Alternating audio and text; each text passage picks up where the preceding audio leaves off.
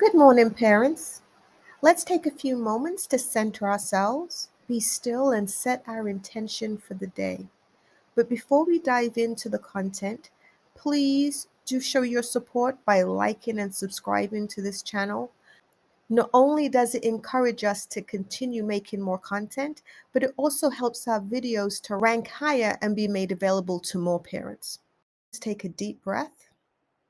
Let go of any negativity and fully connect with yourself in this present moment. Today we're starting with Matthew 1, verse 1. And it talks about the genealogy of Christ. This is a book of the generations of Jesus Christ, the son of David, the son of Abraham. And it goes on to name so many names, which, like myself, you may have trouble and challenges pronouncing all of the names correctly. But this is here for a reason. A lot of times we look into the word and we see all these names and all this information that may seem over the top, irrelevant. We don't kind of understand why it's here and why we have to pay attention to it. The reason that this genealogy of Christ is here is to prove his lineage, to prove that he has a right to stand in the place that he's come to stand in, that he is a seed of Abraham. Because remember that our blessings come from Abraham and it comes through that line. And the Jews are very exact in preserving their pedigree. So whenever someone came, they had to be able to show and prove their lineage. So here, so that there is no doubt, it starts with 1 verse 1, going through and confirming who Christ is and the fact that he has the right to stand in your place and represent you. So this is here for a good reason, and it's making the connection from Abraham, right? That it comes through David, because we know the word says it predicted that we're looking for a son of David. So he had to make that connection. And this is good for us because as you look at this, and sometimes we feel as though we don't belong, we have that imposter syndrome. We feel as though we don't have a right to the seats, we don't feel worthy. But this here is evidence that if you are in Christ, then you have a history, you have a genealogy. So it doesn't matter that you may know the current earthly parents and lineage. You want to know, where did it begin? So this gives you grounding. This gives you unshakable position in Christ. That as he's established his roots, your roots are in him. You are established. If you're adopted, if you just have challenges with your family, then that may be the immediate situation. But you have a history of belonging. You are divine by right, by adoption. So you want to remember as you read these verses that it tells you who you are and whose you are and gives you a right to stand and occupy the space that you are in. So know that you have a purpose and there is a plan and there is something for you to be here to fulfill that is divine and only you can fulfill it. So let these verses give you confidence in that.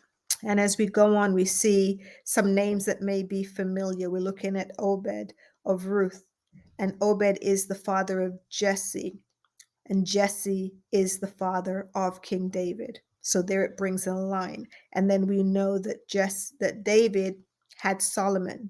And I love where it says in verse 6, and Jesse begat David the king, and David the king begat Solomon of her that had been the wife of Uriah.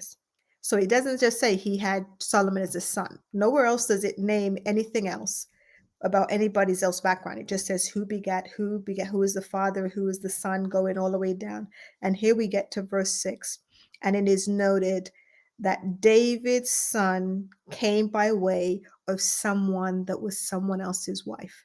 And we know the story of David and how things happened there. But we want to really look here and understand it doesn't matter what mistakes you may have made.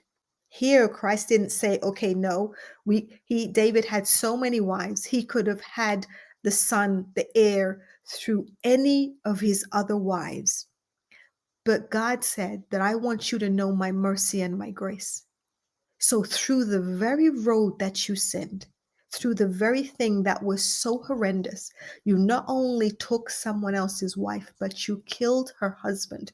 How horrific is that? And because he heartfelt went to God and apologized for his behavior. And it took him a while. It took him like over a year to get to that point. But God was with him the whole time.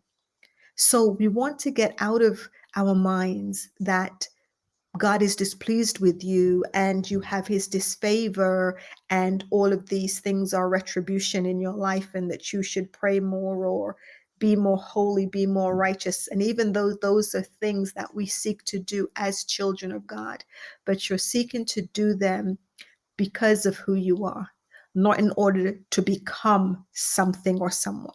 So you don't do those things to become or to re-establish yourself as his son or daughter. You do those things, you're looking to do better because you are his son or his daughter. Huge difference. Huge difference. You operate from a seat of knowing who you are. He doesn't demote you because you've done or are doing things that are not in line with his preferred ways of us conducting himself as his children. He loves you no matter what. And here in this verse, it gives such encouragement to say, yes, I'm going to pause to let you know that I haven't forgotten how Solomon came to be. And there are so many people in the lineage that of shady backgrounds of that have done some things that are not completely righteous and holy. We would assume that if Christ was going to come, he would only come through people who had no dirt on their hands, that looked righteous and holy from beginning Abraham down to Christ. But you look at that line and you see so many people that have gone through so many challenges. He's integrated into his line people of different peoples and people that have done some things and conducted themselves in a way that the average person would have put to the side and said, you've disqualified yourself from being in this space and counted in this family. But he says, oh no, you are all mine and I am proud of you. So let yourself rest in the thought and in the knowledge that it doesn't matter what's going on in your world. He said, bring it to me, come to me. You are my child. I've adopted you on purpose. The blood has been shed for you. You're not secondary to me. You are my fully qualified heir in Christ. When he looks at you, he sees his son, you in his son. Therefore, there is no shade, there is no shadow on you. So go forward today knowing that you are full heir, fully qualified of the lineage of Christ, and he has a purpose and a plan for you. And today and every day, you just go to him and ask him, what is it you would have me do today, Father? Guide me, protect me from evil, protect me from distractions.